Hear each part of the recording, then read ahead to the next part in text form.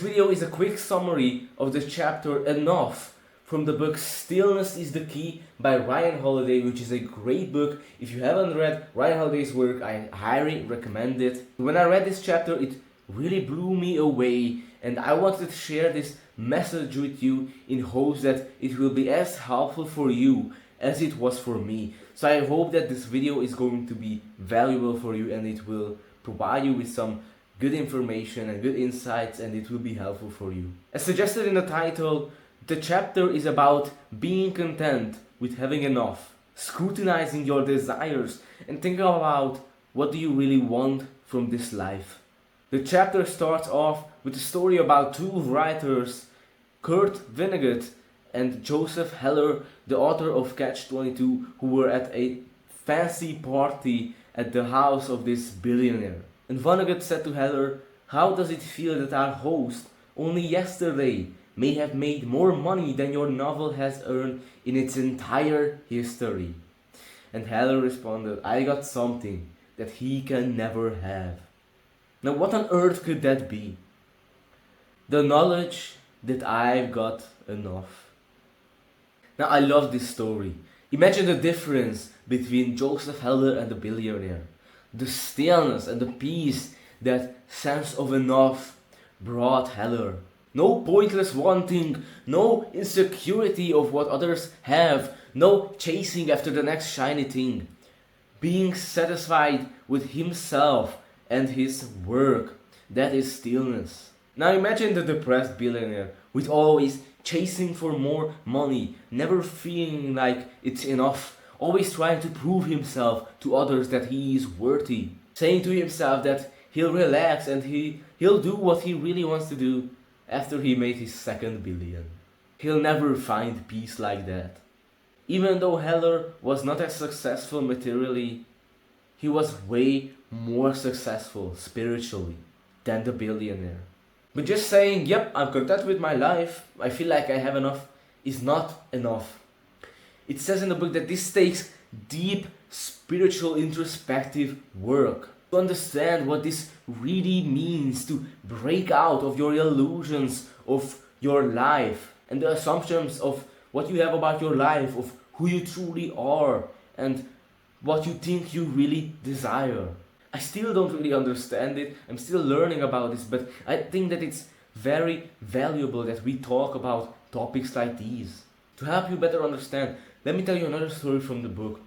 John Stuart Mill, the philosopher and the kid genius who, before he even hit puberty, had already mastered nearly every major classical text in Greek and Latin, is an illustration of just how terrifying this process of realization can be. He was always driven by his father and himself, and one day when he was 20 years old, really stopped and thought about what he's really chasing after. And he wrote, "It occurred to me to put the question directly to myself. Suppose that all your objects in life were realized, that all the changes in the institutions and opinions which you are looking forward to could be completely affected at this very instant.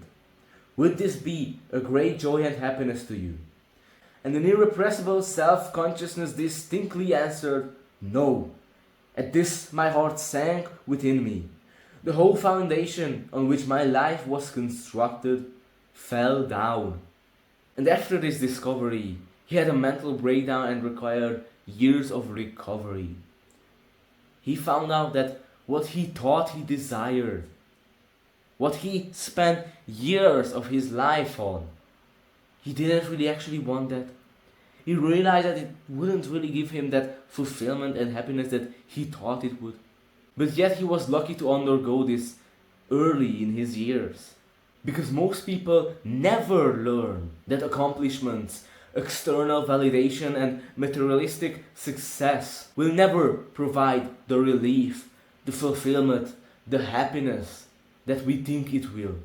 In a way, this is also a curse for us on self-improvement, because no one achieves success or enlightenment without a desire to get better and to improve oneself and to find out your full potential.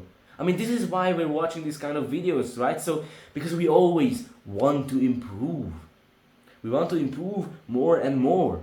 But yet, this desire for more and more is often what stops us from feeling fulfilled and happy. For example, the mentality that gets athletes to the top is often what prevents them from enjoying the thing that they work so hard for. The athlete who just can't stop working, or who gets distracted by drugs or parties and can't enjoy the process, or he can't appreciate how far he has come. The need for progress can be the enemy of enjoying the process. Because on our self-improvement journey, it's easy for us to get lost in all these tasks and duties and habits, and to forget about how far we come, and to actually enjoy the process of flourishing and growing, and to enjoy our day-to-day lives. Because if you don't enjoy your day-to-day life, if you don't enjoy the things that you do, and you don't find fulfillment in them, and you don't get in this kind of flow state while you're doing them, is it really worth doing them? Because if you don't enjoy or find fulfillment in the things that you're doing, if you don't get in this kind of flow state while you're doing them, is that success? Is that really worth doing? If it's not fulfilling you and you don't even enjoy your day-to-day life? Now, as an actionable step, close your eyes right now and just think of yourself 1 year ago. And just appreciate how much you have grown. And even if you haven't grown that much, just be grateful that you're on the right track. Just really imagine your old, younger self and how much you've come from there. And really appreciate this process.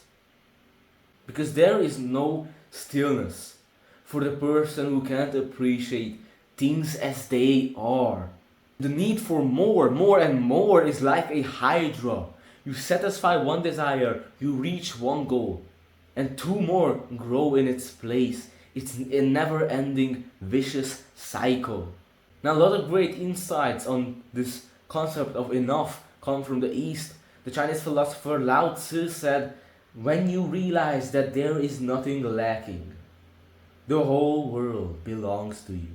This is very interesting because it correlates with other ideas that I heard elsewhere, that you already have everything that you seek. You won't find happiness somewhere else. You won't find contentment somewhere else. It's always there where you are. That it's all internal. External validation and success will never bring you stillness and peace. A verse from the Tao Te Ching says that the greatest misfortune is to not know contentment. The word calamity is the desire to acquire, and so those who know the contentment of contentment are always content.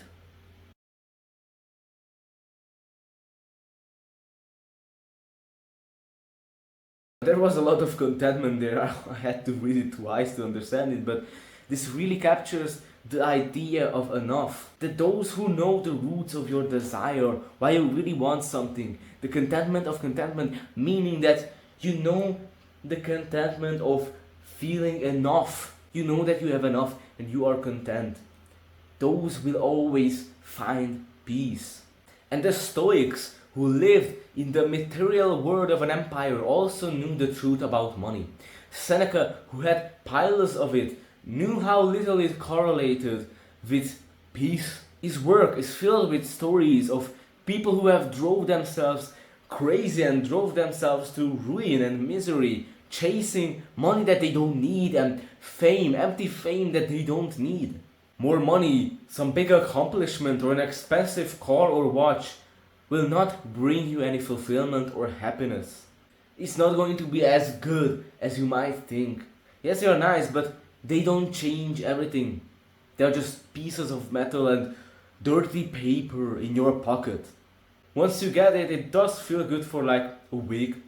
The first week you use it, it feels nice, but after that, it's the same. Like, you have probably experienced this when You get a new phone and you're so hyped, you're all using it, finding all the new features. And after 1 or 2 weeks, it's just like using the same old phone again. And the new and more expensive phone won't change a thing, it will be the same. After 2 or 1 weeks, it won't change anything. You might be thinking that, Daniel, you don't have those accomplishments, how do you know that? And you're right, but almost every rich guy I heard talk about this said the same thing, that it changes nothing. As an actionable step, you can go right now and search on YouTube Mike Tyson belt garbage. And there's this video of Mike Tyson and this interviewer guy, and he asked Mike Tyson that you have all these belts and these are history, doesn't this mean a lot to you? And the belts that Mike Tyson, like, he lost brain cells for the cells and he worked years for that. And he says that no, these are all garbage, these belts are garbage. So as an actionable step, pause the video and go search for that video, Mike Tyson belts garbage. Accomplishments, money, fame and respect, piles and piles of them, will never bring a person more peace and stillness. If you think that at some point in the future you will feel like that you've made it and that you can now finally relax and focus on the thing that you always wanted to do, you're in for a ride. Because you're putting things off to the future. And maybe you die tomorrow. The future never comes. You won't find those things in the future. You'll find them in the here and now. Work on that thing that you always wanted to do today. And don't wait for tomorrow, because it never comes. Yet so many people choosing gratitude and the insecurity of needing more and more. The Zen Master Geshe said about this insecurity that we are here as if immersed in water, head and shoulders underneath the great oceans. And yet how piteously we are extending our hands for water. We think that we need more, and yet we don't realize that we already have so much. We'll think that we'll be able to relax when we get more of that, or that we'll be more happy when we get that thing, but it's never like that. You probably also experience this. How you perceive things and your awareness right now, your internal happiness and success is all internal. That's what determines everything. Now you might think, and correct me if I'm wrong, you might think that if we're content with everything, that our work and our progress will come to an end and we won't be working that hard anymore and we'll just be lazy, content with everything. But that's not quite right. First, it's important to clarify that we are not working bees. We are not this machine performing the same function over and over again for the hive until we die. And also, we don't owe it to anyone. You don't owe it to your fans. You don't owe it to your friends. You don't owe it to your family. It's possible to do good work from a good place. You can be healthy, still, and successful. Joseph Heller believed that he had enough, but he still kept writing after he wrote Catch-22. He wrote 6 more novels, and he taught, and he wrote plays and movies. He was incredibly productive.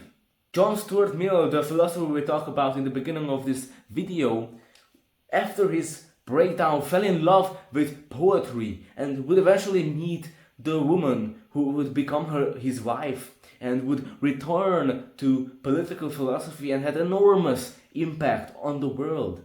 These creations and works came from a better, a stiller, and a more purpose-driven place. They weren't doing it to prove anything. They were not trying to impress someone. They were fully in the moment. Their motivations were pure. There was no insecurity, no anxiety, no hope that this will be the next thing that will make me feel enough, and this will be the thing that will make me feel whole. There was none of that. This is how you do work while still feeling like you have enough. You do it as a gift to the world. You do it as an extra way that you can spread your love and give your gift to this world. I think it's important for every single one of us to really think about what is really essential for us. Like, do we really want this, what we're pursuing right now? If do the thing that Stuart did, that if you had the result that you want right now so much, would that bring you any more fulfillment? Would you be more happier than you are right now? Think about the desires that you have. Is it really yours? Do you really want more muscle, or do you really need more muscle, or do you really need more money, or do you really want to be rich? I think that everyone should think about that, and about the concept of enough, and being content with what you have, and realizing what you have and who you truly are, what I'm trying to do. So I hope that this video was helpful and I was able to help you with this. If you're interested, I'm doing free one-on-one calls. If you have any questions, if you want any advice, feel free to write me an email. My email will be in the description. You can write me and we'll contact each other. So I hope that this video was helpful. Have a great day and goodbye.